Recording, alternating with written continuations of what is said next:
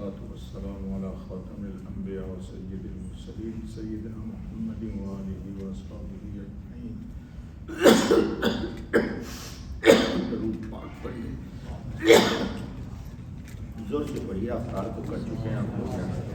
اللهم صل على سيدنا محمد وعلى آل سيدنا محمد صلاة تنجينا بها من جميع الأهوال والآفات وتقضي لنا بها جميع الحاجات وتطهرنا بها من جميع السيئات وترفعنا بها عندك أعلى الدرجات وتبلغنا بها أقصى الغايات من جميع الخيرات في الحياة وبعد الممات إنك على كل شيء قدير. یہ درود پاک ضرور یاد کر لیجیے، اور مشکل کے لیے یہ درود اکسیر اعظم ہے. پہلے بھی بڑے مناقب میں نے اس کے بتائے. دوستوں کو اصل میں فری میں جو کوئی مال ملتا ہے نا تو اس کی قدر نہیں ہوتی، اور جب محنت مجاہدے کے بعد ملتا ہے تو انسان اس کی قدر کرتا ہے. جیسے رمضان کا مبارک فری میں ہم کو مل گیا حضور خاتم النبی صلی اللہ علیہ وسلم کے صدقے، تو مسلمانوں کو اس کی قدر ہی. دو شخص لڑائی جھگڑا کر رہے تھے، شب قدر کی رات تھی، تو اللہ نے تعین اٹھا لیا کیونکہ قدر نہیں ہوئی. اور سچی بات ہے، اللہ نے بہت اچھا کیا، لیلۃ القدر کی تعین کو اٹھا لیا، ورنہ اس رات میں مسلمان پھر جھگڑا شروع کر دیتا. اللہ کی نعمت کی قدر نہیں کرتا. کرتے ہیں قدر، وہ نہیں کرتے. مسجدوں میں قرآن رکھا ہوا ہے، کتنے لوگ پڑھتے ہیں دوست جی. چلو دوستو، بات کام کی تھوڑی سی کر لیں. آج آپ کے سامنے ایک چھوٹا سا ٹکڑا پڑا ہے قرآن کریم کا. آپ نے بھی سنا ہوگا، ہم نے بھی سنا ہے. امن یجیب المضطر اذا دعاہ ویکشف السوء. بس آگے مت پڑھو، بہت سارے سوال ہیں وہاں پر کہ یہ کام کون کرتا، یہ کام کون کرتا، یہ کام کون کرتا. ہر آیت کے اس سوال کے جواب میں ہے اَإِلَٰهٌ مَعَ اللَّهِ. ہم کو تو کوئی قرآن سمجھ میں نہیں آتا. جب یہ جملہ ٹکڑا پڑھا جائے اَإِلَٰهٌ مَعَ اللَّهِ، کیا کوئی اور بھی مشکل کشا ہے اللہ کے ساتھ، تو مسلمانوں کو کہنا چاہیے لا الہ الا اللہ. میں کہتا ہوں کیونکہ لاکھ لوگوں کو تو سمجھ میں آتا نہیں کہ مولوی صاحب آم پڑھ رہے، کہ املی کھلا رہے، کہ چٹنی کھلا رہے، کہ ٹماٹر پیس رہے، کیا کر رہے.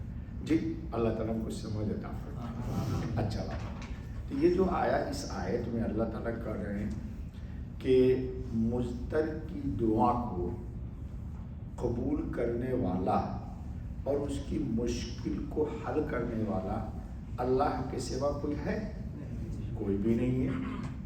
جی یہ امن سے سوال کیا کرتے ہیں. مولوی صاحب بیٹھے ہوئے وہ عربی جاننے والے ہیں جی، ان کو پتہ ہے. تو ایک بات سمجھیے کہ مضطر کہتے کس کو ہے اور دعا کی حقیقت کیا ہے.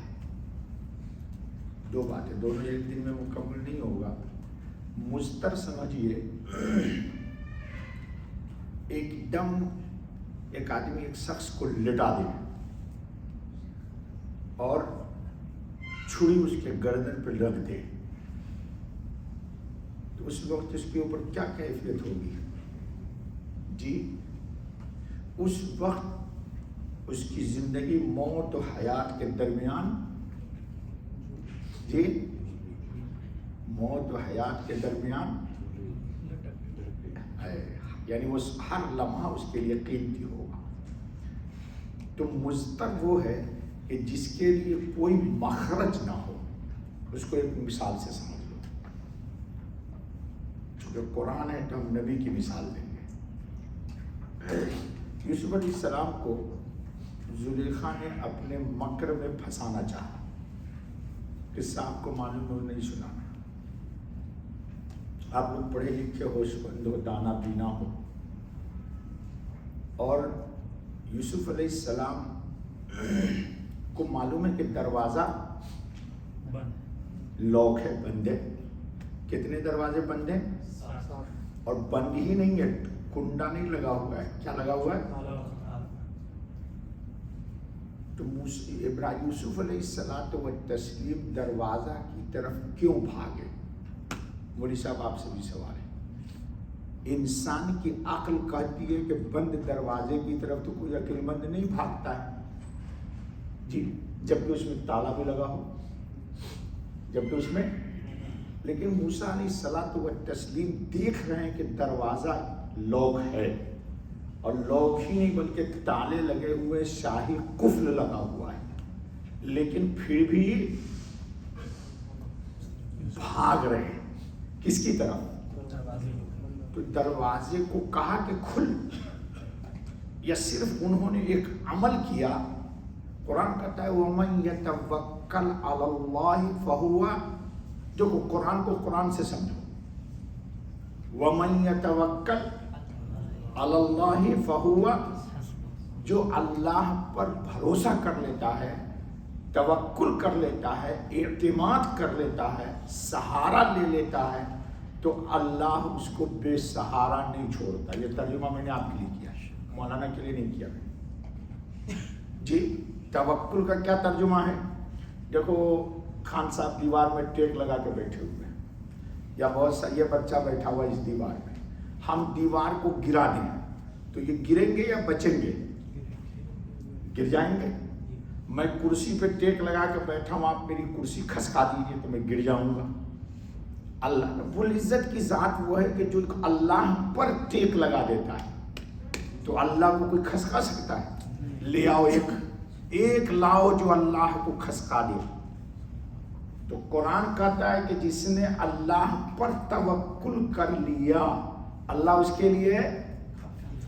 تو یوسف علیہ الصلوۃ والتسلیم نے دیکھا آنکھ سے، سوچا بھی، سمجھا بھی، لیکن انہوں نے دروازے پر بھروسہ نہیں کیا، اپنے رب پر جس نے ان کو نور ایمان اور نور نبوت عطا کیا تھا اس پر اعتماد کیا، توکل کیا، تو اللہ نے دروازہ کھولا یا نہیں کھولا جی۔ اب چلو بہت لمبا نہیں لے جاؤں گا۔ محمد صلی اللہ علیہ وسلم آرام کر رہے ہیں، ایک کیکڑ کے درخت کے نیچے سو رہے ہیں، آپ کی تلوار لٹکی ہوئی ہے، ایک دشمن آیا، اس نے آپ کی تلوار اٹھا لی جی۔ تو جیسے اس نے تلوار ہاتھ میں لی، جبریل علیہ الصلوۃ والتسلیم نے خاتم النبی صلی اللہ علیہ وسلم کو بیدار کر دیا جی۔ حضور صلی اللہ علیہ وسلم کو حیدرآباد میں بولتے ہوشمند کر دیا جی، ہاں بیدار کر دیا۔ اور جبریل علیہ الصلوۃ والسلام اس نے حضور صلی اللہ علیہ وسلم سے کہا کہ من یمنعک منی، تلوار سوچ لی اس نے کہ آپ کو اب میری تلوار، یعنی تلوار حضور ہی کی ہے ہاتھ میں دشمن پہ، کہ آپ کو اب میری تلوار سے کون بچائے گا؟ تو حضور اکرم خاتم النبی صلی اللہ علیہ وسلم نے بڑے پیار سے کہا اللہ، کہیے اللہ۔ ہم لوگ تو اللہ کو بولنا بھی نہیں جانتے، اللہ مفخم ہے، اللہ کیا ہے تجوید میں؟ مفخم، یعنی اس اللہ کے لام سے پہلے زبر یا پیش آتا ہے، تو پورے قرآن کریم میں حافظ لوگ اللہ پڑھتے ہیں، آپ نے یہاں کیا ہوتا ہے اللہ، ہم اس کو اسمول کر دیتے ہیں، ایک ہے اللہ ایک ہے اللہ۔ تو جب آپ کہیے گا اللہ تو یہ مفخم ہو گیا تجوید سے، اور اس ہاں کی چوٹ ادھر لگتی ہے، لگا کے دکھا کے دیکھ، آج جانا گھر میں بیٹھ جانا جہاں رہتے ہو بیڈ روم میں یا اپنے شیئرنگ کے روم میں، اپنے بیڈ پہ بیٹھ کے زیادہ نہیں، تاک عدد اللہ اللہ اللہ چند دفعہ کہنا، دیکھنا یہاں کیا ہوتا ہے، چوٹ لگتی ہے اللہ کی گناہ کے دھبوں پر، اور گناہ بھاگتا ہے، اللہ کے نام کا نور آتا ہے۔ یہ لوگ تو کرتے نہیں ہیں نا، اصل مشکل یہ کہ اس نے تو ہم کو چھوڑا ہی نہیں ہے یار، اس نے تو چھوڑا ہی نہیں ہے نا ہم کو، بیٹا معاف کر دینا، اس نے نہیں چھوڑا ہم کو، تو اللہ کیسے کرے گے؟ چلو اچھا بھائی، تو اس نے حضور کی تلوار لے کے کہا، تو حضور نے بڑے پیار سے کیا کہا؟ اللہ۔ تو حضور نے کس پر تکیہ کیا؟ اعتماد کس پر کیا؟ بھروسہ کس پر کیا جی؟ اپنے مسئلے یعنی اپنی حفاظت کو کس کے سپرد کر دیا؟ اللہ. تب میں آیت سمجھاؤں گا، پھر اگلی بات کل کریں. تو کہا اللہ، جیسے آپ نے اللہ کہا تو جبریل علیہ السلام نے ایک غصہ مارا اس کو. کس کو؟ جس نے حضور کی ناپاک نے پاک نبی کی تلوار لے لی تھی. تو وہ گرا ادھر اور تلوار اس کے ہاتھ سے جب چھوٹنے بولے گا تب تو اللہ کی تعریف نہیں ہوئی. اللہ نے چھڑا دی. یار تم لوگ اللہ کو نہیں سمجھتے ہو یار. ہم تم کو اللہ کا تعریف، تم ہر بات کی نسبت مخلوق کو کرتے ہو، میں ہر بات کی نسبت اللہ کو کرتا ہوں. تم نے کیا کہا؟ چھوٹ گئے. چھوٹ کیوں گئے؟ اللہ نے ناپاک کے ہاتھ سے پاک نبی کی تلوار چھڑا دی. اور نبی کی تلوار بھی پاک اور نبی بھی پاک. تم لوگ سمجھتے ہی نہیں ہو یار. پوری زندگی پتہ نہیں میں مر جاؤں گا، کوئی کہنے والا بھی یہ بات نہیں ہے. ناپاک کے ہاتھ میں پاک تلوار کیسے رہتی؟ اللہ نے چھوڑا دی. اب یہ جملہ بولو گے تو تعریف کس کی ہوگی؟ تم لوگ اللہ کی تعریف نہیں کرنا چاہتے ہو.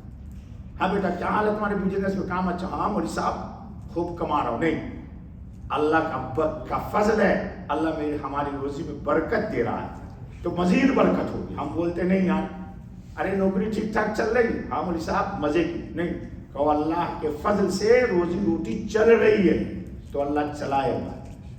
اللہ کو مائنس میں مت ڈالو، اللہ کو ہمیشہ پلس میں ڈالو. تم لوگ اللہ کو مائنس میں ڈال دیتے ہو. جب مصیبت آتی ہے تو کہتے یا اللہ پلس میں آ گیا. اچھا بھائی، تو حضور نے اب اپنی تلوار، پاک نبی نے اپنی پاک تلوار لے لی اور اسی کا کوشچن اسی کو کیا. اب اس سے کہا من یمنعک منی، اب پتا کہ تجھے میری تلوار سے کون بچائے گا. تو وہ تو بے ایمان تھا. تو کیا کہا اس نے؟ کن خیر آخذ، آپ بہت اچھے آدمی ہیں. صدق رسول اللہ صلی اللہ علیہ وسلم. سچ میں حضور سچ اچھے ہیں، اس میں کیا شک ہے. لیکن اس نے اس لیے نہیں کہا کہ حضور اچھے ہیں، اس نے کہا کہ اب تو میرا کام تمام ہو جائے گا. تو اس نے کہا کن خیر، آپ بہت اچھے آدمی ہیں جن کے ہاتھ میں تلوار چلی گئی. حضور نے کہا جب یہ نہیں کہ مار دیا کھینچ کر. تو حضور نے اعتماد کس پر کیا؟ کس پر کیا؟ اور سناؤ، حضور غار میں ہے. چھوٹا چھوٹا واقعہ سمجھ، جو وہ قرآن سمجھو اور سیرت سے اس کو کیا کرو، ہاں موازنہ کرو. انگریزی مجھے نہیں آتی. حضور غار میں ہے اور حضور کے ساتھ ابو بکر صدیق بھی. آپ ہی لوگ کہتے ہو غار ثور میں دشمن ڈھونڈتا ڈھونڈتا جی کہاں پہنچ گیا؟ غار کے اوپر پہنچ گیا، غار ثور کے. جی حضرت ابوبکر صدیق نے دیکھ گئی تو اوپر کھڑے ہوئے. وہ معجزہ چھوڑو کہ مکڑی نے جالا دیا، کبوتر نے انڈے دیے. مکڑی کے جالا پر کبوتر بیٹھ سکتی ہے بھائی جان؟ لاہوری بھائی بولیے، بیٹھ سکتی ہے؟ یہ بھی ایک معجزہ تھا. ارے مکڑی کے جالے پر کبوتر بیٹھ سکتی ہے مولانا؟ نہیں بیٹھ سکتی ہے. اور اگر بیٹھنے کی کوشش کریں گے تو اس کے ٹانگ میں سارا جالا لپٹ کر کے چلا جائے گا جی. لیکن یہ سب ہاں وَمَن يَتَوَكَّلْ فَهُوَ حَسْبُهُ. پھر امن مجیب المستر سمجھ میں آ جائے گا. آئے وہ لوگوں نے نیچے دیکھا. حضرت ابوبکر صدیق نے خاتم النبی صلی اللہ علیہ وسلم سے فرمایا کہ یا رسول اللہ وہ تو اگر نیچے دیکھ لیا انہوں نے تو پھر تو انہوں نے کیا فرمایا؟ قرآن کی کیا آیتیں پڑھی ہیں؟ ہاں ابو بکر غم تم کر رہے ہو، کس بات کا ہراسمنٹ ہے؟ حزن کا ترجمہ غم نہ کرو یہاں، نو ٹینشن جی. ان اللہ ہمارے ساتھ ہے. جب اللہ ہمارے ساتھ ہے تو دشمن کی آنکھ میں روشنی پیدا کرنے والا اللہ ہے.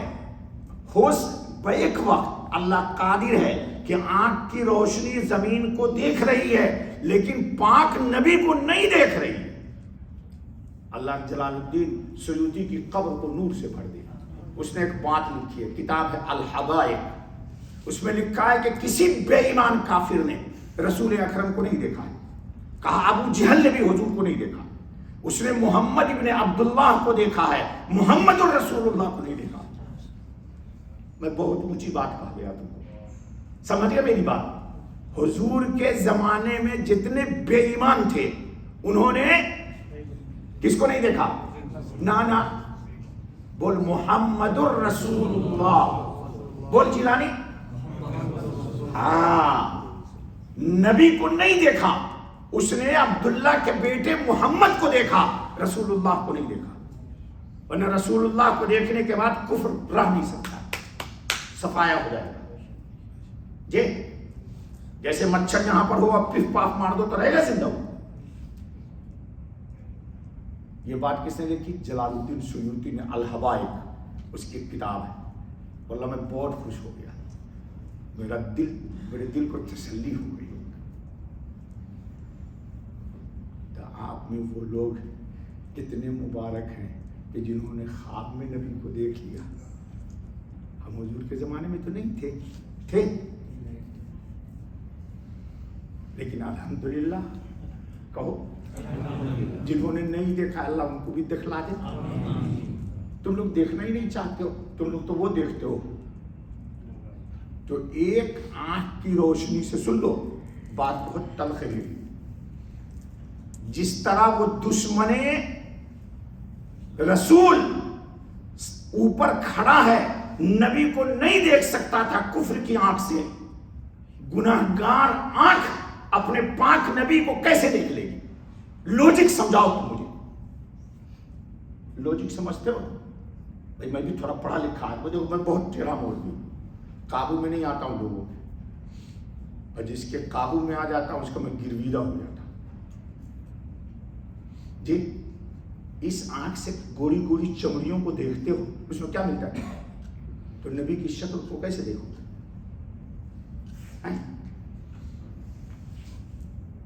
اچھا بھائی اب آیت سمجھو۔ تو اللہ رب العزت نے کہا ہے کہ مضطر، حضور اکرم صلی اللہ علیہ وسلم غار میں ہے اور ابو بکر پر کیا کیفیت ہو رہی ہو، دیکھو اس کو ہم الفاظ میں آپ کو نہیں سمجھا سکتے، یہ احوال ہے، یعنی کیفیت کو الفاظ میں پرویا نہیں جا سکتا ہے۔ سمجھ رہے میری بات؟ ابو بکر پر ایک کیفیت تھی جو اس وقت خوف کی رہی ہوگی، تو حضور نے بڑے پیار سے کہا ان اللہ، یہ حدیث نہیں تو قرآن ہے، اللہ ہمارے ساتھ ہے۔ جب اللہ ہمارے ساتھ ہے تو مضطر کے ساتھ بھی اللہ ہوتا ہے۔ مضطر کے ساتھ کیا ہوتا ہے؟ مضطر کے ساتھ اللہ ہوتا ہے۔ تو مضطر کا ترجمہ یہ ہوا کہ ایسے مقام پر پھنس گئے کہ اب کوئی جائے پناہ نہیں ہے، اگر ہے کوئی جائے پناہ تو رب کی طاقت اور قوت ہے۔ جی بابا رشتہ سب سے توڑ، بابا رشتہ رب سے جوڑ لے، ساری تقریر کا خلاصہ آ گیا۔ بابا رشتہ سب سے توڑ، بابا رشتہ رب سے جوڑ، سمجھ گئے؟ تو مضطر کا تعلق کس سے ہو جاتا ہے؟ اللہ سے ہو جاتا ہے، اور جس کا تعلق اور ربط اللہ سے ہو جاتا ہے اس کی پھر دعا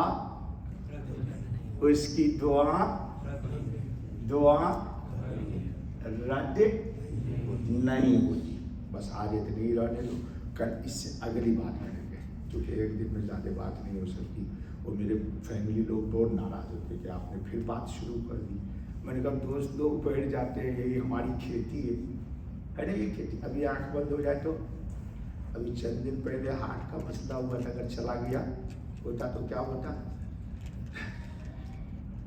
قبر کے نیچے ہوتا۔